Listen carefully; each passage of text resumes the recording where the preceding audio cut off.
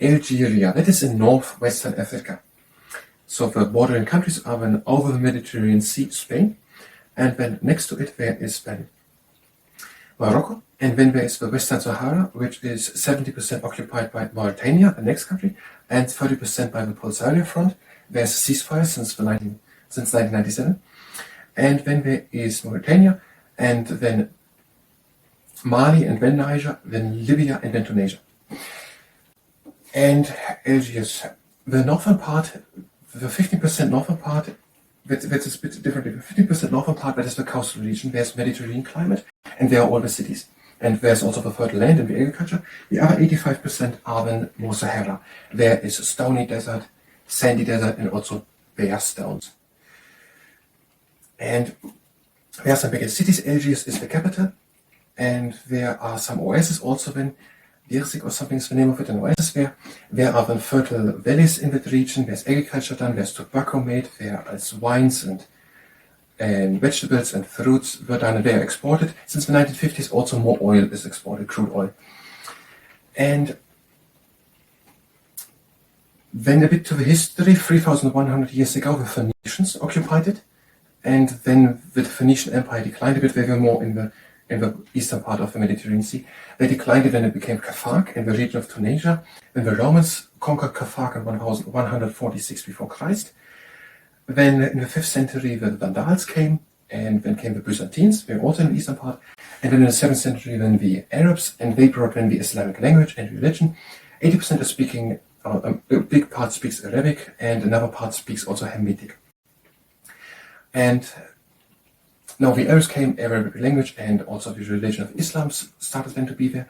In 1519 the Ottoman Turks occupied the coastal part, and then in 1830s the French said it was a haven for pirates and started to occupy the country until 1847. 1847 it became then French basically, and until 1902 against opposition and fighting it became then whole Algeria a part of France. And then from 1950s onwards there was opposition. The Algeric Front de Libération Nationale fought against the French, and in 1962 Algeria became independent. And 2 million European colons, named the settler, the colonialists, were living there, and they lived in because of the war and the independence. When they left the country, 100,000 was already made. And there is the Jazira El Maghreb, that is the coastal region named the Mediterranean region, also in Morocco and Tunisia, neighboring countries. And the weather it is quite warm, 9 degrees in January even, and warmer in August. And a bit more in the Sahara it is even warmer all the year over. There's not so much rain, 70 centimeters, but there are some mountains. The coastal mountains they have up to 2,300 meters, and then Mount Tahat in the Aga Mountains, that is 3,000 meters high, and there are even some days where snows lie. And that is according to the Reader's Digest Library of Modern Knowledge, Book 3, Part 22, Regions of the Earth, written by Hugh Clayton, John Coyle, Michael Frenchman, and D.H. Sinclair, on the pages 1099 and 1100, and it's all written in the 1970s. Hi, Rebecca.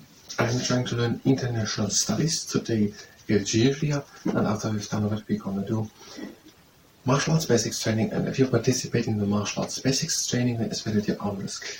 And this is the second part. You already read economy, introduction, economy, and economy.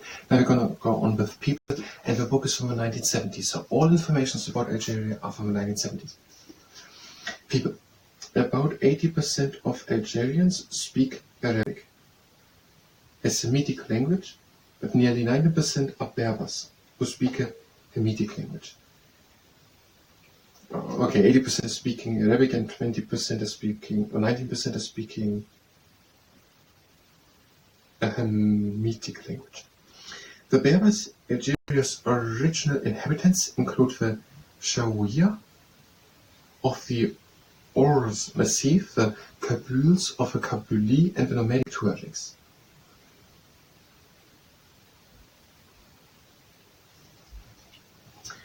So the Berbers are the people who lived there earlier, and they are the Shawians. They are coming from the Ours Massif, I can't find it, and the Kabyle of the Kabylie somewhere, and the Tuaregs, the nomadic Tuaregs. The birth rate is high, 4.9% a year. Despite high infant mortality, 86 per 1,000, so 8 per 100. Overall mortality is only 1.7% a year, and average life expectancy has increased from 35 years in 1938 to 51 years in the 1970s. The population could double in about 22 years, and in 1966, about 37% of the people were under 15 and only 4% were 65 or over. So in the 1970s, there were way more children born than people died. It was quite a high infant mortality, but still, most still survived, 92%. And many people are young. Half of the people is lower than 15 years old in 1966. With industrialization, the proportion of Algerians living in urban areas increased from 39% to 50%. About 80% of adults are illiterate, and 99% are Muslims. Okay, 99% are Muslims, 80% cannot read or write, but this was in the 1970s. And industrialization starts to have a great impact. From 39% in the next 10 years until 1976, 50% are living in urban areas, but there are probably also many people born. So there's a lot of change going on within just a few years. History. The Phoenicians established colonies on the coast of the Maghreb from about 3,000 years ago. When Phoenicia declined, power passed to its colony, Carthage, in Tunisia. So that is the explanation, or at least a part of it. There were the Phoenicians. I think we did the Phoenicians in history. I think there were more in the Middle East. And the Phoenicians had then, there was certain had many colonies, up to Spain and so on, had in Algeria, also a colony. On the coast of Maghreb, wherever it is. And when Phoenicia declined, and Carthage in Tunisia became a main thing. The Romans destroyed the city in 146 before Christ and occupied North Africa. The Romans destroyed Carthage in 146 and then occupied North Africa. Many Berbers were Romanized and became settled farmers. The Vandals conquered Algeria in the early 5th century. They went up to Algeria. Now, in the 5th century, the Vandals conquered Algeria, and in the following century, the area was partly conquered by the Byzantines. That is actually far in the east of the Mediterranean Sea. But however, Arab armies took the region in the 7th century and introduced Islam and the Arab tongue. In the 7th century, when the Arabs came, the first religion Islam and the language Arabic. Islam soon became the dominant religion, but the Berber language survived in remote areas. The Ottoman Turks held the coastlands from 1519, but inland the Arabs and Berbers remained independent. In the 16th century, at the coast, the Ottoman Empire, that is the Turkey is, or the Ottoman Turks, the Turkey is, held the coastal regions, but the inside stayed Arabic and Berber. On the pretext that the Algerian coast was a haven for pirates, the French took Algiers in 1830. So the French people said there were a lot of pirates. And that is why we took the coast in 1830. Their attempt to subdue the country met with fierce opposition, and the French Foreign Legion was formed. That is the story of the French Foreign Legion. Or at least a part of it. So the French had then a force, the French Foreign Legion, and that was formed to meet the opposition against their attempt to occupy the northern part of Algeria. Abd al-Kabir, the Muslim leader, surrendered in 1847, and France declared Algeria a French territory a year later. In 1848, Algeria, or the Algerian territory, became French. Colons soon occupied the most fertile land, and in 1871, northern Algeria became an integral part of France. However, resistance continued until 1880. France occupied the Central Sahara in 1902. So France wanted the coast because of pirates, was said, and when we got whole Algeria in 1848, and then up till 1902, up to the North Sahara. Muslim opposition revived after the First World War, and following the Second World War, several liberation movements emerged. The French Foreign Legion, no, the FLN, whatever it is. The FLN became dominant and began open war with France in 1954. So the opposition grew after the First World War in 1918, and then more after the Second World War after 1945. And then an open war started with France in 1954. In 1958, the French army in Algeria, dissatisfied with the conduct of the war, rebelled and helped General de Gaulle to return to power.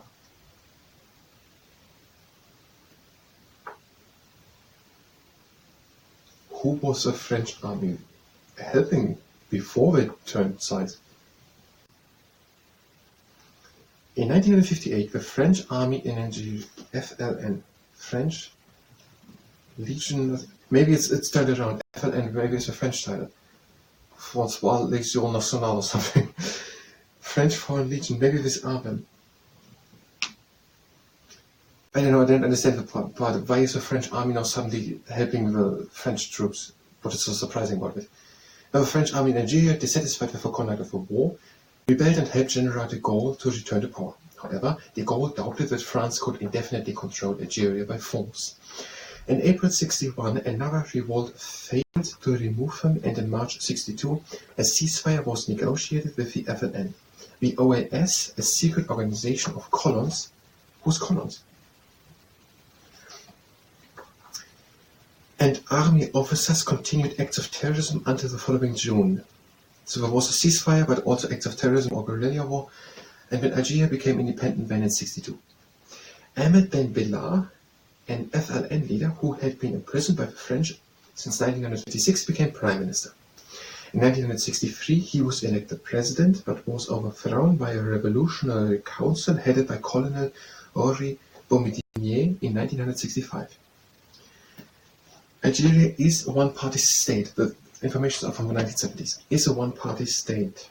Its policies combine socialism with the preservation of Islam and Arab culture. In 1963, Algeria was involved in border clashes with Morocco on the western side.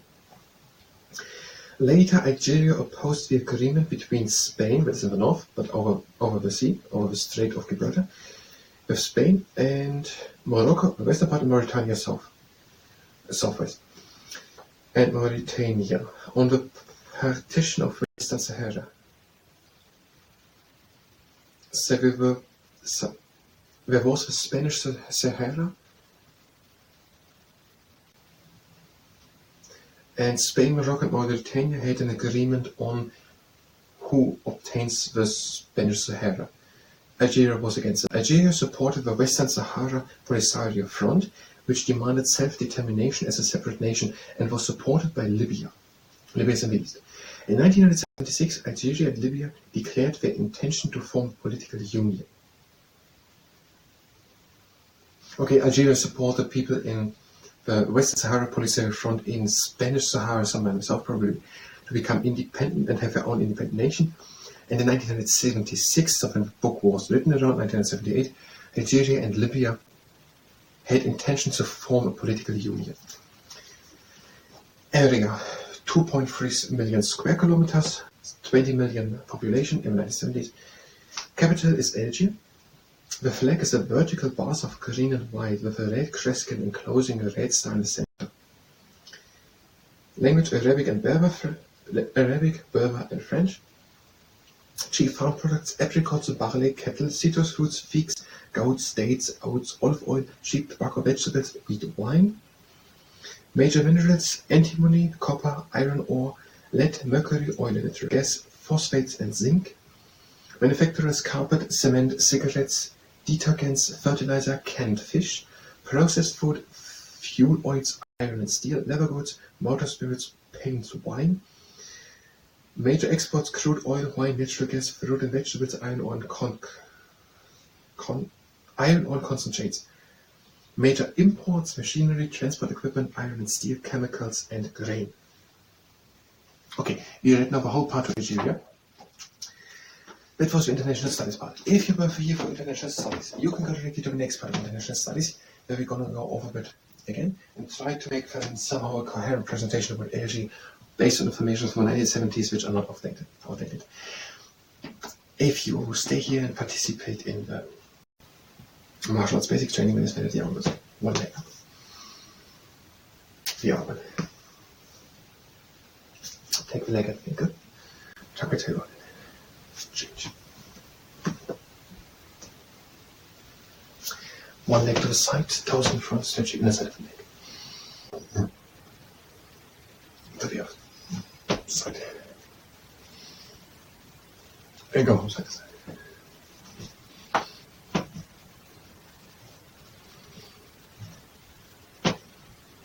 And now a few lunges with the right leg in front, knee down and back.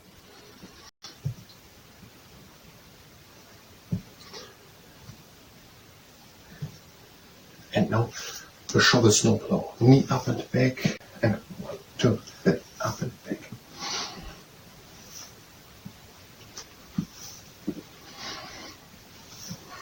One more, and stretch kicks, hand out, kick against it, 1, 2, 3, and kick.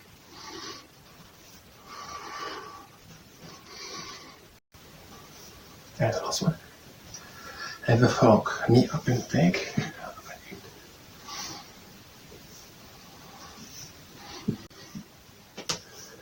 And AMFKHYXK kicks. Leg up and back, up and in. And lunge kicks. I'm going to kick now close to the camera. Right leg in front, knee down, and kick. Left leg in front, knee down, and kick. And right leg in front, knee down, and kick. Left leg in front, knee down, and kick. Squat kicks. Squat, side kick. Squat, side kick. And one more. And hiking frog. Squat, AMFKHYXK kick.